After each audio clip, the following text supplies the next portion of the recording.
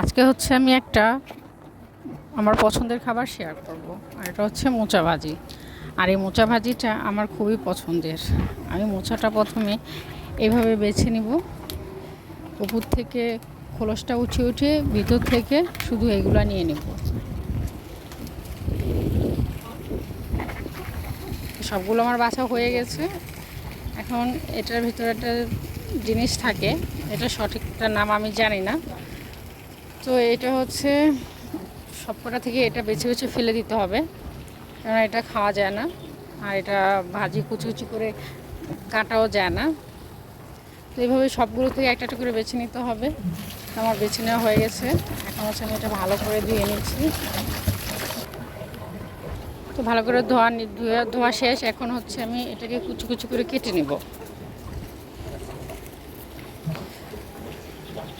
তো এতটাই কুচি কুচি করব, একদম কলমি শাক যেরকম কুচি কুচি করে কাটে, কিংবা কলই শাক ঠিক সেরকম করে।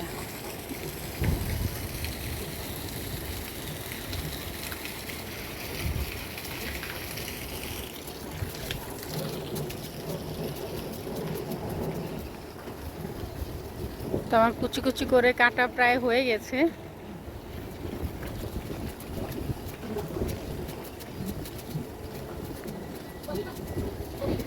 এই মোচা ভাজির এগুলো কাটতে, কুচি কুচি করে কাটতে অনেকটাই সময় লেগে যায়।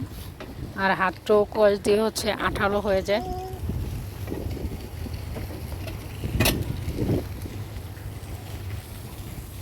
তো আমার কাটা প্রায় শেষ। এখন আমি হচ্ছে একটু পানির ভিতরে এটা ভাপ দিয়ে নিব। ভাপ দিয়ে নিলে হচ্ছে আপনার কষটা হচ্ছে ছেড়ে যাবে, আর একটু সেদ্ধ করে নিলে মোচাটা খেতেও মজা লাগবে। তোমার ভাপ দিয়ে নেওয়া হয়ে গেছে। মোচা আমি চিংড়ি মাছ নিয়েছি। চিংড়ি মাছটা দিয়ে আমি ভাজি করব।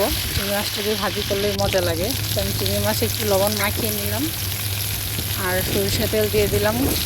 সরিষার তেল গরম হয়ে গেছে। এখন হচ্ছে আমি চিংড়ি মাছটা দিয়ে দিলাম। মোচাটা দিয়ে দিলাম, কিছু কাঁচামরিচের ফালি, হলুদ গুঁড়ো আর পরিমাণ মতো লবণ দিয়ে দিলাম। এগুলো দেওয়ার পর ভালো করে ভাজা ভাজা করে নিতে হবে, যাতে একটু পানি না থাকে। পানিটা যদি টেনে যায় তাহলে মোচা ভাজিটা আপনার হয়ে গেছে। আর তখনই ভাজিটা খেতে আরও বেশি মজা লাগবে।